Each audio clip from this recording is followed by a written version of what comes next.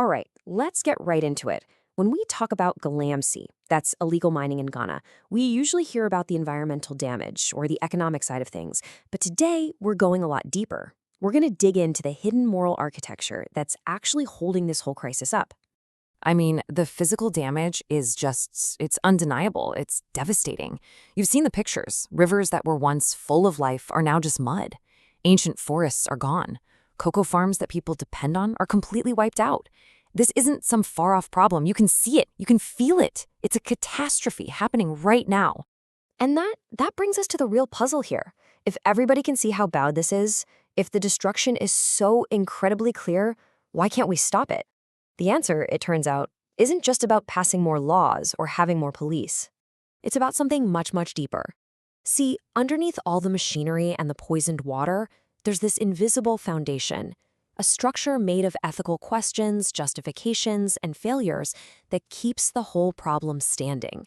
And that's what we're going to excavate today. So to really get a handle on this, we have to look past the torn-up earth and start asking some really fundamental questions about right and wrong.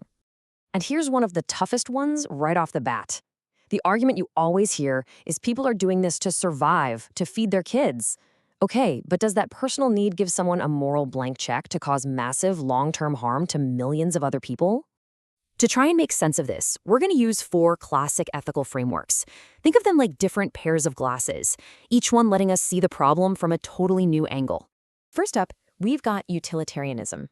Now, this way of thinking is all about the outcome, the consequences. The right thing to do is whatever creates the most good, the most happiness, for the largest number of people. Simple enough, right? Well, when you apply this to Galamsey, it gets really interesting. If you take a super narrow view, you could argue it works. It creates some jobs, puts some cash in a few communities, a concentrated short-term gain. But the moment you zoom out and look at the big picture, the utilitarian math completely flips.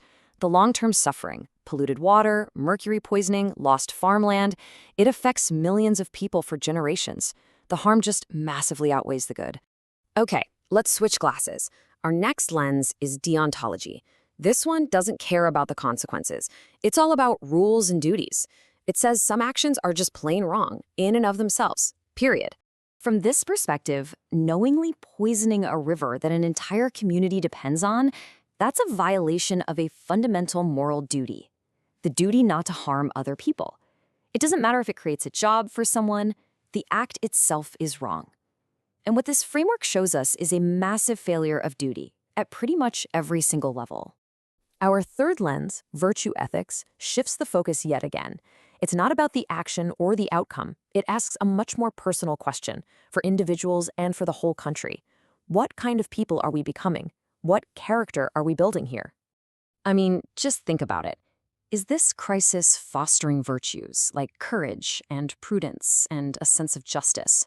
Or is it cultivating the exact opposites, greed, a total obsession with the here and now, and just a chilling indifference to the future?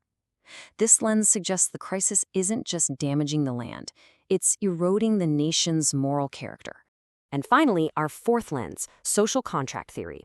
This is the basic deal we all have with our government, right? We agree to follow the rules, and in return, the state protects us and our shared resources, things like clean air, clean water, and usable land. And this is the crucial part.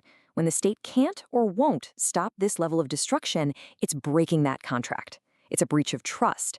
And that's not just a policy failure, it's a moral failure that eats away at the government's legitimacy and creates this deep, corrosive distrust among everyone. So now that we've looked at the problem through all these different moral lenses, let's talk about the people. Who is actually responsible? Because, well, it's not a simple answer at all. Look, we have to be really clear about the role of poverty. It absolutely explains why someone might feel they have no other choice but to get into illegal mining. But an explanation is not the same thing as a justification. One person's need to survive simply cannot be used to justify actions that threaten the well-being and survival of millions. And this reveals a really clear scale of blame. Moral responsibility is not shared equally. You have the desperate digger at the bottom, who has very little power. But as you move up that chain, to the local guy who finances it, to the official who allocates the land, and all the way up to the powerful political figure who gives it cover, as the influence grows, the ethical blame, the culpability, grows exponentially. But the responsibility doesn't just stop with the people directly involved. Oh no, there's another much quieter force at work here, and that's how the crisis becomes normal, through our collective silence. Think about it like this.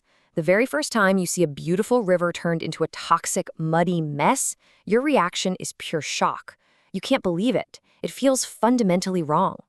But then you see it again and again, year after year, nothing changes. And that initial shock, it starts to fade. It's no longer shocking. Now it's just, well, it's concerning. And then you hit the most dangerous stage of all. What was once shocking and then just concerning finally becomes normal. It's just an accepted, sad part of the background. This process right here is moral desensitization. It's how the unthinkable becomes tolerated. And that leads to this incredibly powerful idea. A crisis like this doesn't keep going just because of a few powerful bad guys. It keeps going because of widespread accommodation. Because good people, institutions, professionals, they get tired or scared or they just give up, and their silence becomes a type of fuel for the fire. Which brings us to our final, and maybe the most uncomfortable part of this whole analysis. This is where we have to turn the question back on ourselves. This is the real question we're left with, isn't it? Is the responsibility only with the people holding the shovels and the people directly paying them? Or does that responsibility ripple outwards? Does it extend to all of us who look away, who tolerate it, who stay silent? Ultimately, the Galamsey crisis is like a giant mirror held up to the nation, and what it reflects isn't just a failure of policy, it reflects the state of a country's collective conscience. What that nation decides to see in that mirror, and more importantly, what it chooses to do about what it sees, that is what will define its future.